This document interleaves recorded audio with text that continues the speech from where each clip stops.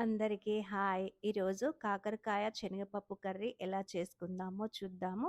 ఒక half KG కాకరకాయ తీసుకొని, ఒక కప్పు శనగపప్పు, ఒక కప్పుకి 2 కప్పులన్నర వాటరేసి కొంచెం కచ్చపచ్చగా ఉడకనీయాలి. కుక్కర్‌లో ఒక 2 విజిల్స్ వస్తే సరిపోతుంది. కొంచెం పలుకు మీద ఉన్నప్పుడే దింపాలి. చూడండి పలుకు మీద ఉంది కదా! ఇప్పుడు మనము కాకరకాయను పైన చెక్కు తీసేసుకొని చక్రాల్లాగా కట్ చేసుకొని ఉప్పులో వాష్ చేసి ఈ పప్పులో యాడ్ చేసుకోవాలి. యాడ్ చేసుకొని ఒక 2 మినిట్స్ ఉడకనిస్తే కాకరకాయ కూడా పప్పులో కలిసిపోతుంది. కొంచెం మగ్గినట్టు అవుతుంది. మగ్గినట్టు అయిన తర్వాత చూడండి ఎలా మగ్గినట్టు అయిపోయిందో. ఇలా మగ్గినట్టు అయిన తర్వాత మనము ఒక ఆనియను, ఒక 4 పచ్చిమిర్చి యాడ్ చేసుకుందాము. కాకరకాయ చేదుందని తినకుండా ఉంటారు గదా! డీప్ ఫ్రైలు చేసుకుంటారు. అలా కాకుండా ఇలా చేయండి. అస్సలు చేదు లేదు.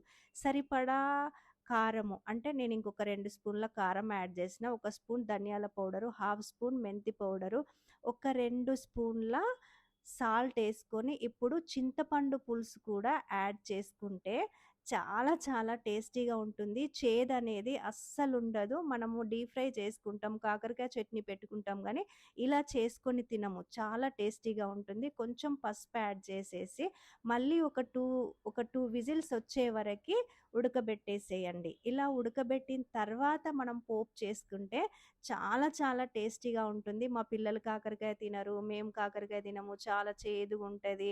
ఫ్రై చేసుకుంటేనే బావుంటది. బాగా పెద్ద ప్రాసెస్ అనుకుంటాం గదా! కాదు. ఇలా చేసి చూడండి. ఇంకా మీకు చేదనిపిస్తే గనక ఒక స్పూను బెల్లం యాడ్ చేసుకుందాము. చాలా టేస్టీగా ఉందండి. నేను కూడా అసలు నమ్మలేదు. చాలా బావుంది. ఇప్పుడు మనము దీన్ని పోపు చేసుకోవాలి. ఆయిల్ ఏసేసి ఒక 2 ఎల్లిగడ్డ రెబ్బలు ఏసుకొని, జీలకర్ర, ఆవాలు వేసేసుకొని మనము కొంచెం ఇంగువ కూడా యాడ్ చేసుకొని, కరివేపాకు వేసుకొని, ఒక 2 ఎండుమిర్చి యాడ్ చేసుకొని, ఈ పోపును మనం ఉడకబెట్టుకున్న ఇంతకుముందు కాకరకాయ పప్పు ఉంది గదా! దాంట్లో యాడ్ చేసుకోండి. ఎంత టేస్టీగా ఉంది అంటే ఒక్కసారి తింటే మీరు అస్సలు వదిలిపెట్టరు. పసుపు కూడా కొంచెం యాడ్ చేసుకోండి. చూడండి పోపు అందులో వేస్తుంటేనే మంచి స్మెల్ వస్తుంది అసలు. మీరు గనక ఒక్కసారి ట్రై చేసి చూడండి. నచ్చితే గనక లైక్ చేయండి, షేర్ చేయండి, ఫాలో అవ్వండి, ఫాలోవర్స్‌గా మారండి. ఫేస్‌బుక్, ఇన్‌స్టా, ఈ యూట్యూబ్‌ని తప్పకుండా సబ్స్క్రైబ్ చేసుకోండి.